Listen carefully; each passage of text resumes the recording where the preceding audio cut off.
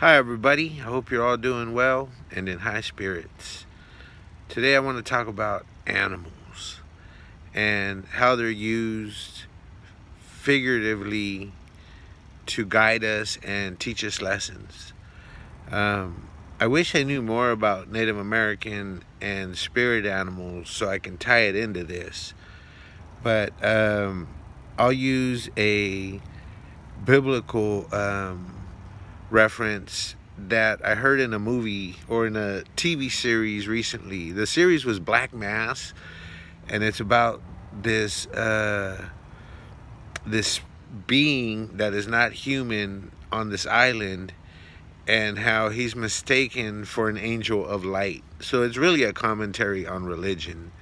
Uh, and that said, I kind of get that from having taken a literature class, which taught me to look at metaphors and analogies and symbolism and things.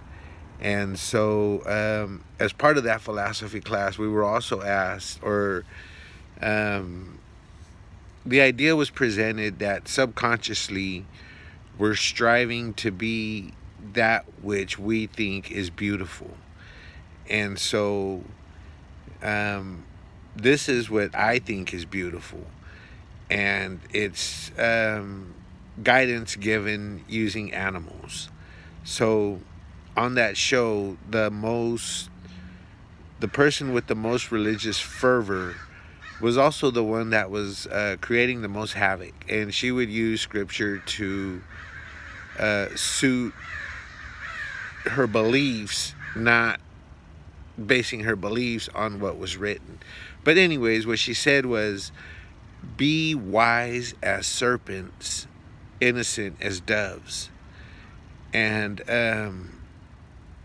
the serpent is presented as wise because it represents the devil in Bible literature.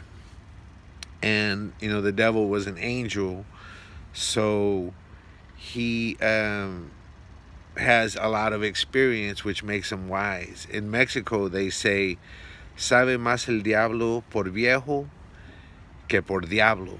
And that means the devil knows more from his experience because he's old than because he's the devil. And so, be wise as serpents. So have the wisdom of someone who's seen a lot, experienced a lot, and sees things for what they are. But that's paired with be innocent as doves, meaning don't use that wisdom to harm others, to take advantage of people who are less wise, to take advantage of people who are naive. So that is one example of guidance given animals as examples. Another example of animals being used to provide guidance was Machiavelli. And he was lacking the be innocent as doves part. He was mostly focusing on the being wise in political matters, and morality had nothing to do with it. So instead of a snake, he said, be both a lion and a fox. Um, there are folks who have this brute strength and are hogs. And the guidance in the art of war from Matsumoto and other war strategists and what have you is that you don't meet those folks head on. You lure them into a trap.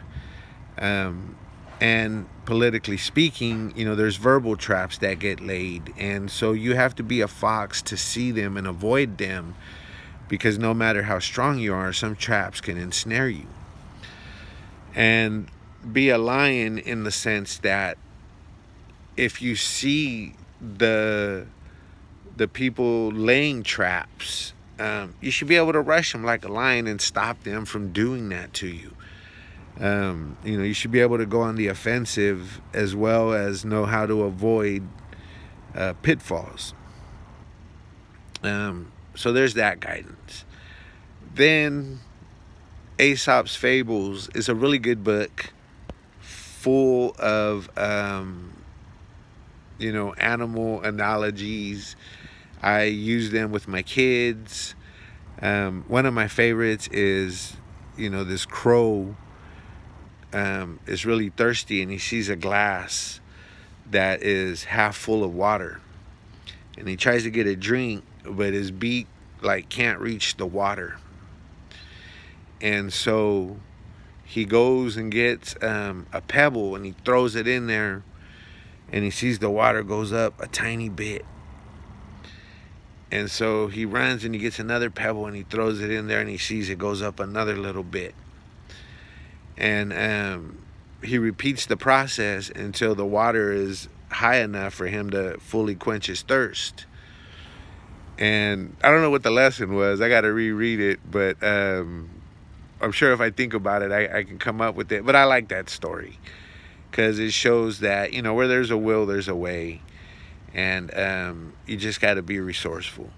So that said, I'm sure there's a lot of other animal stories that can serve as examples for ways to be. I do like the guidance from all three, and as much as I could incorporate them, I will.